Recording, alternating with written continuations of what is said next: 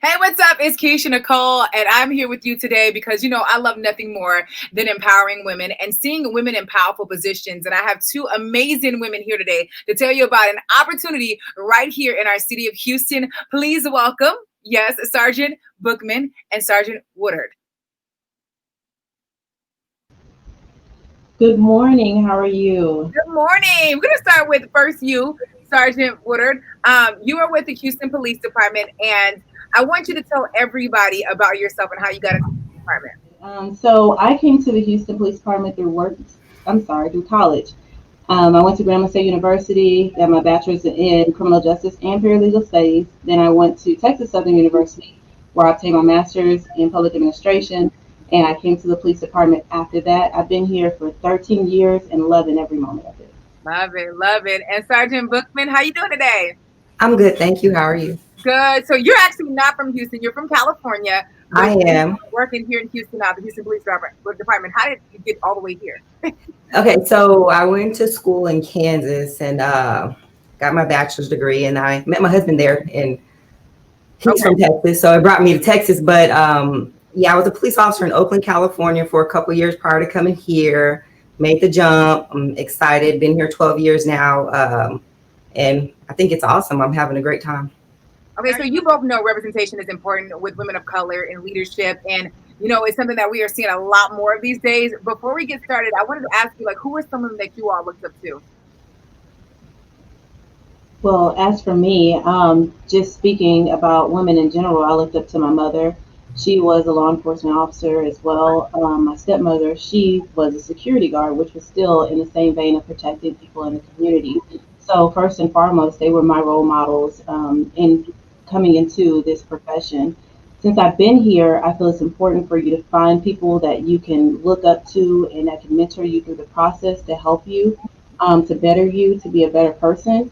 And here I have about 4 females that I look up to. I can call and talk to at any time. And so I feel like they have been very influential in my life as well. What about you, Sergeant Bookman? The same for me. I mean, through my life, I've been fortunate enough to have living examples, and a lot of them are in my personal life where I've seen women do amazing things. I've had coaches that grabbed the bull by the horns and took control of major university track programs. Women of color that have done amazing things. And then since I've been here, though, there's several women that have showed me that we can do it, and I've kind of latched onto them, and is watching everything they do. There are supervisors that I've had here at the Houston Police Department. I could name them, but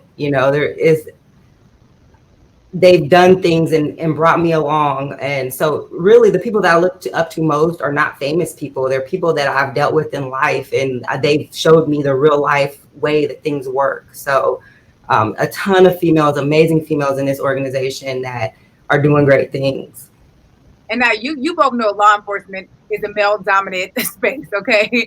What are some challenges you both face with being a woman in law enforcement? Because when I see women in law enforcement, I feel like, a lot of us expect to see men. We get pulled over by the police. You see a man. And sometimes I'm like, when I get a woman, I'm like, I'm a little more intimidated, honestly. But for others, when they see a man, they're more intimidated. What are some challenges that you guys have being police officers?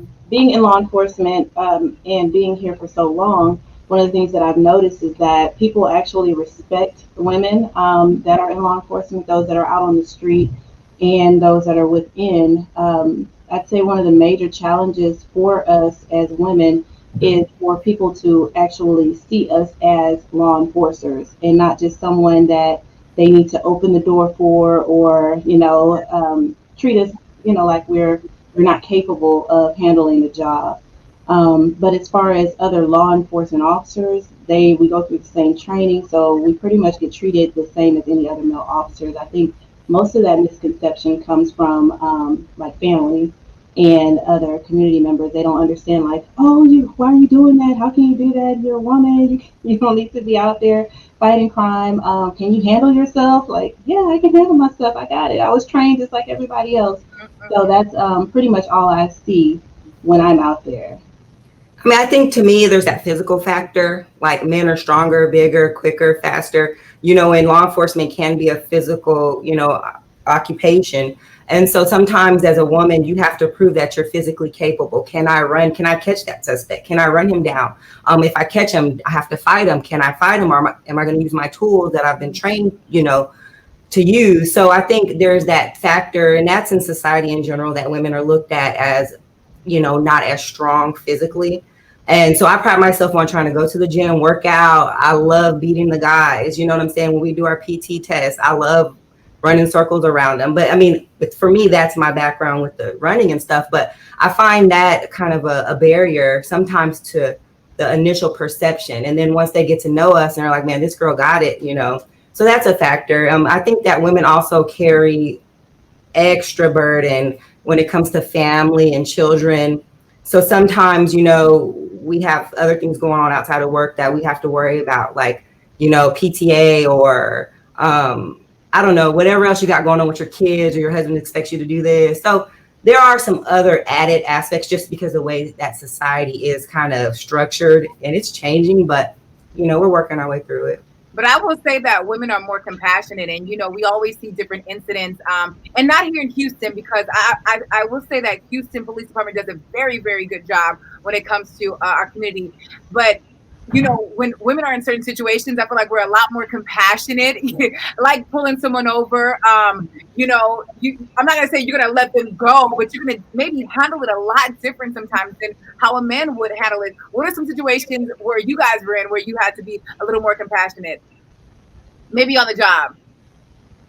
Yeah, I worked in traffic for 2.5 years, and this is when I first came on. And so when I worked in that division, for me, I knew at that time I wasn't making a lot of money. I was a new mother, single mother, of a young child. So when I'm out there and I'm writing tickets and I see a young mom that has 4 kids in the back, and it looks like she may be barely making it, those, that would really touch my heart and make me feel like, gosh, I know this situation. I've been there before. And I can show compassion to that individual because I can understand that things happen and life is hard.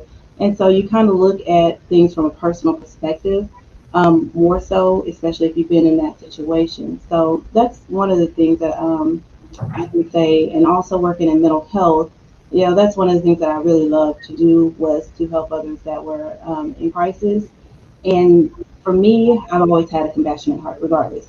So being able to go out there and instead of saying, oh, well, they'll be okay or whatever, I kind of dig a little bit deeper to see what's really going on, to try to help that individual to make sure that they get to a better status of life. So I think that kind of helps as a woman, being more compassionate versus just, I'm here to do a job, I'm going to do it, and I'm going to go home. Right. Yeah. No, I agree. I spent several years in investigations, primarily crimes against children. I mean, even on the streets, though, it's the same concept. You got to have the gift of the gab. You got to be able to relate to people. And when you see them as a human being and you have life experience, or you have this like motherly or I feel you type of, aspect that you bring to the game. For one, I find that people are more open. They're going to tell you what you need, because they connect with you in a way to where you're not this crime fighting, I'm going to put you in jail person that they see a person first, so they'll talk to you. And that's in every aspect, whether you got someone in the back of your seat that you're taking to jail and they know they did wrong and they know you're a good person, so there's no issues with getting them to where they need to be, or you're investigating a major case where you need someone to be honest with you. So it does help to be able to connect with people on an emotional or kind of psychological level, and I think women do generally have that little extra edge on that. Yeah. Now, we are here to talk about recruitment, and more specifically, women in the department. Why is it so important to have women representation in HPD? Well, for me, I would say that to have more women here, it shows the diversity of the department. I mean, our city is not all males, as we all know. So in order for us to effectively help the citizens of the community, we need to have people that actually make up the community, which are a lot of females. Like I said, one of the things is our understanding. A lot of times men, and not to knock men because our men are great, but at the same time, for us as women, we are a lot more compassionate. Like she said earlier, and I said earlier, we tend to analyze things a lot more and try to find the best outcome for individuals. And I think that comes with your mothering nature and how we are as women. So it helps it helps whenever we're making decisions. A lot of officers love being that I've been with. They like to be partnered with females because we bring a different perspective to how we're going to handle the situation. So it's very important to have a good balance in a department, as well as when you're out there in the community and you're serving people. So that's one of the reasons I see we need more women here in the police department to have that balance. I mean, yeah, we have to represent the community that we serve, and we are generally on earth 50% women, 51% women. You should see more representation of women in all fields. So with that, concept at the forefront, yeah, we need to recruit more women. We don't have nearly enough women. So you bring life experience, you bring gender experience, and you represent the community that you serve. And typically when you see a agency that mirrors the dynamic that their community is, you have a better relationship between law enforcement and the community. And that's with sex or race or any cultural type situations going out. You have to represent your community. Why do you guys think that women don't apply, or a lot of women don't apply to become a police officer? I guess I'll tell you, a lot of them don't want to carry guns. So I have a couple of friends I've tried to recruit. Like, that would be good. She, like one of my best friends, she's a counselor. And, that's important to be able to talk to people when you're out there. Sergeant Bookman stated earlier. I told her, you would be awesome being a police officer because really we're counselors. Yeah. So she was like, well, I don't want to carry a gun. I'm not going to do that. I'm like, they train you, they teach you. I never carried a gun either before I joined the police department. And that's also a good thing because they're going to teach you the right way to handle it, the safe way to handle it, and, the proper time when to use it. So a lot of people that I've personally run into, it's all a factor of it's dangerous and I don't want to carry a gun. And, the misconceptions that women, most of the time, like we said earlier, men are police officers. And it's not like that at all. And we want to convey to women that, like me, single mother, coming into the police department, not knowing what to expect, feeling like my parents telling me, oh, it's a dangerous job and things of that nature, you shouldn't do it. But coming in and seeing exactly what it's like it's not a bad situation at all. They train you well. You can provide a good home for your family. I provided a stable life for my son. So it's just a lot of those factors where they think, well, I can't do it because, I have kids or I have this or I'm scared. And it's not like that. Yeah, no, I agree too. There's a misconception. Now, granted, it's not your typical job. We are held to a higher standard. A lot of people think that you can't be a normal person and be a cop, or you're going to limit your life, and there are things that obviously as an upstanding citizen, you have to exude as a police officer, right? In your personal life and in your work life. But some people don't like the limitation of thinking that I'm a public official, or, I have to fight crime, or I have to confront dangerous people. And the reality of it is that's a small aspect of what we do here. The larger aspect is we're community liaisons, we're counselors, we're here to help, and they don't understand that. You see what you see on TV. Right. You think, oh my God, they're chasing cars and shootouts, and the reality of it is there's so many jobs here. There's so many things you can do. You can be into budget and finance. You can be into all these different things. You can be into, events, social media. We have jobs for all those things. But people just think of us as a one thing, and that's, out there shooting up bang, bang, and it's not true. I always feel like there's like this stigma attached to being a police officer, or because we see these things on TV, especially in the last couple of years with police brutality. And I always feel like, again, HPD is a phenomenal job when it comes to servicing our community. I always feel like, though, you can't complain if you're not becoming a part of the solution. For people that have those type of concerns, hey, why don't you apply and get involved? That way you see yourself on those streets, and people are able to communicate with you in a proper way instead of what we see on the TV shows. What kind of training does the women have to go through when they go through this academy? Well, just speaking on what you were just talking about a second ago, one of the things our Chief Acevedo pushes is relational policing. And in relational policing, that's you gathering a relationship with the community to understand better to where you police better.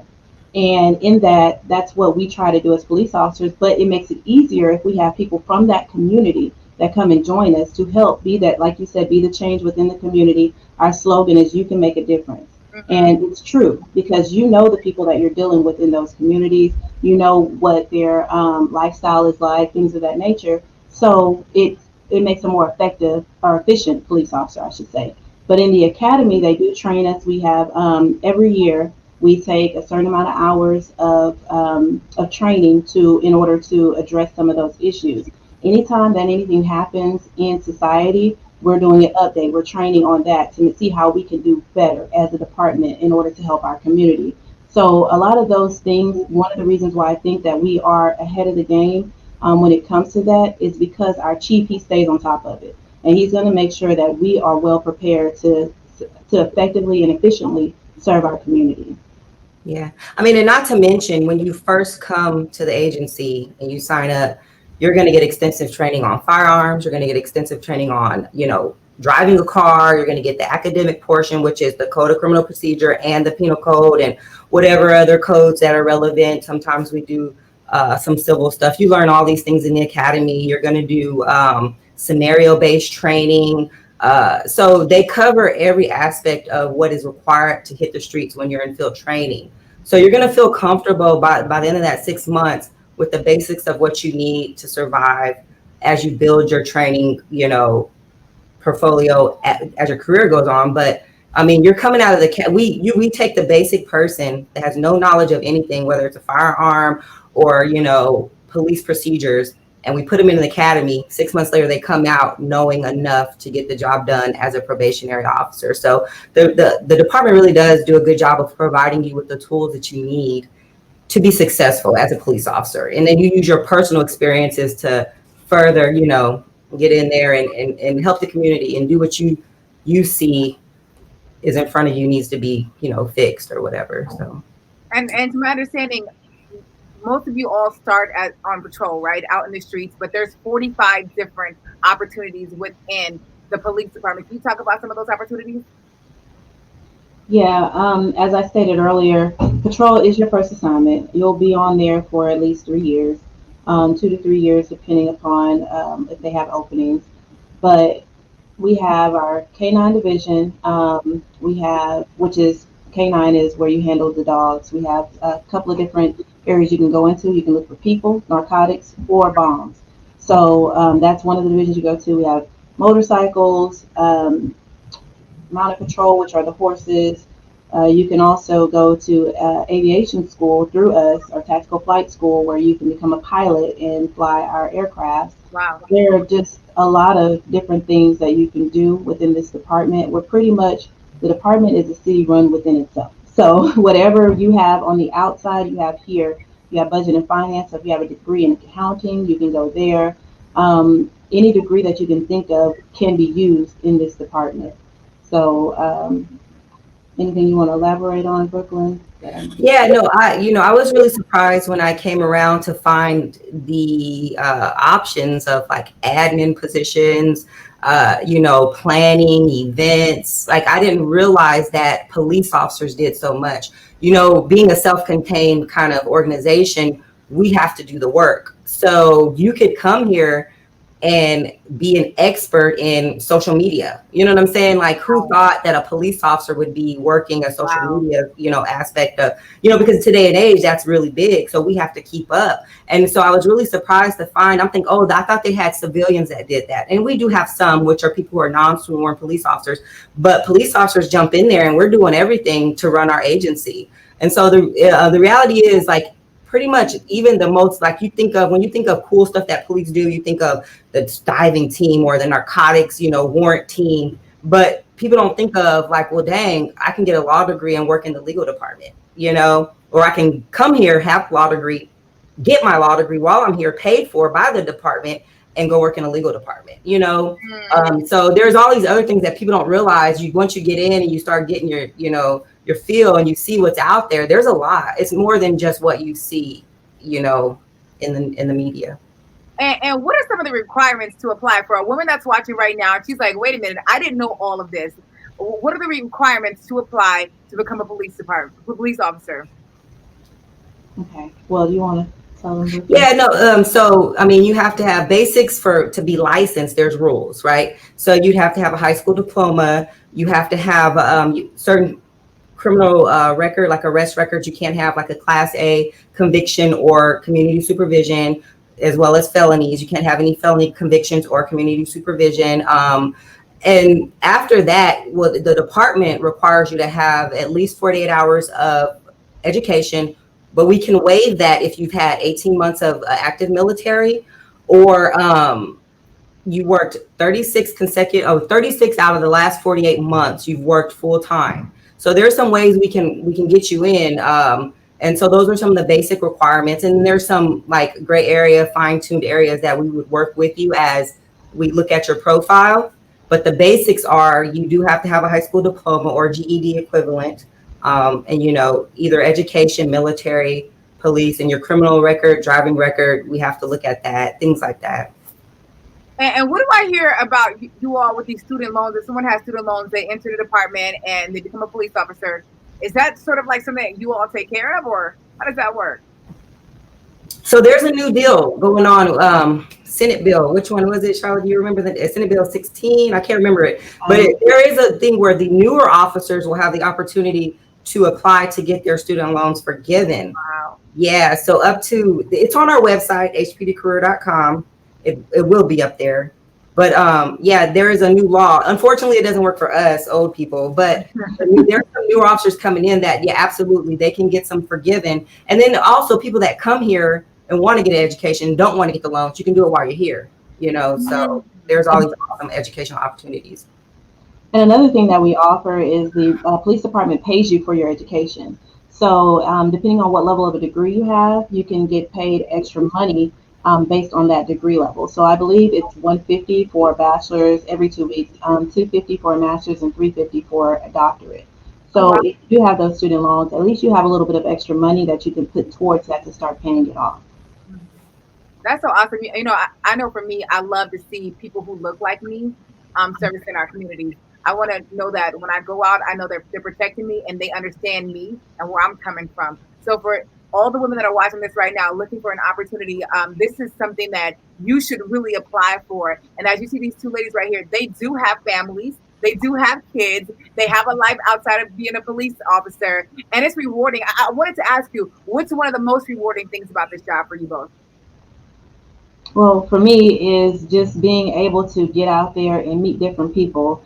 I enjoy going out and just learning about different things. And this department affords you that opportunity, not just on patrol, because every day you're going to meet something new. It's going to be something different. You're not stuck doing the same exact thing every day, which can become mundane. So I love that. I love the fact that, like I said, I've been in several different divisions: traffic enforcement, mental health, crime analysis. I'm a crime analyst. Recruiting division is where I am currently. It's just so much opportunity for you to try different things, see what you have your niche in, and go forward with that. So that's one of the things I love about it. And on top of that, we have such good supervisors, good training. I mean, there's just so much to offer when you come here. I've gotten the benefit, because I have a master's degree, the benefit of the monetary incentives that they have there for you, the time off, because I like to spend time with my family. So, you know, they give you time off as well. It's just all around, it's been good for me and my family, and that's why I've been here for 13 years. And me personally, I'm thinking about where I came from. I grew up really poor, bad neighborhood. I was that kid, you know what I'm saying, that saw the police in the neighborhood. I was that kid that, you know, saw people go to jail, and I was afraid of the police, you know. So for me to come here and be able to deal with what I see myself in these young folks, and I can relate to them while I'm out there. And even like when I was in investigations or in patrol, when I was really out there in the community, and I could relate, and I can get there, and, you know, I can help this little child who was abused, you know, and get them to open up and come out of their shell. Like, that really was the most rewarding thing I can say I've done so far, because I see myself in certain situations and I can control it as a capable adult now in a system that affects their lives. And then you make this example to them, and they're like, wow, you know, she was so nice and she's a cop, you know. Or that, to me, when I get those kind of responses from the community,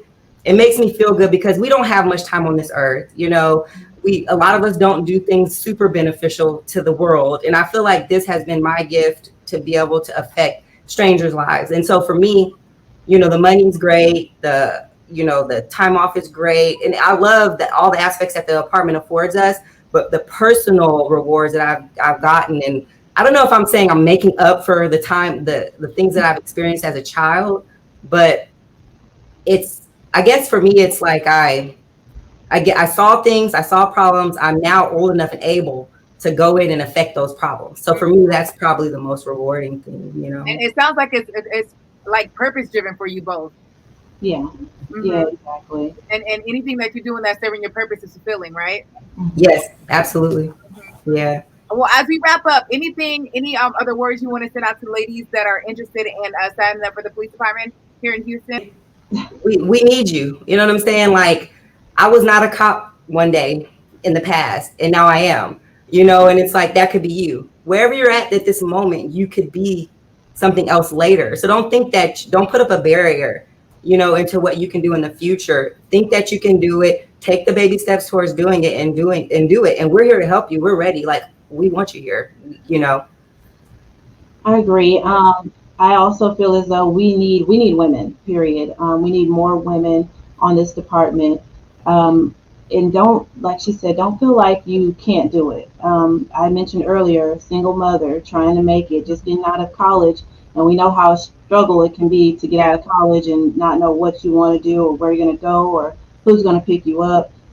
Just come, and they afford you opportunities. As a single mother, I had to find, places for my kids to go, things of that nature. They're really helpful in making sure that you have what you need in order to be successful, because our purpose is not only to hire people, but to better the community and better those that live in the community. So don't let anything deter you. I actually just said that the other day, deter you from your future, for a better future for you and your family. So come here and try it and see if it's something, if you've ever had it in the back of your mind that maybe this is something I want to do. I know I want to change my community. I know there's some things that I don't like that I see, but I want to try to change it. Come here to where you have that platform, to where you can speak for others and that you can help each other out there. So don't be afraid.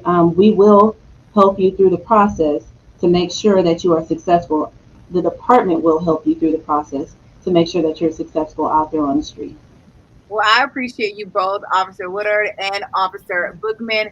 Thank you for the amazing, great work that you all do in our community. And I look forward to seeing more ladies sign up and become police officers here in the Houston community.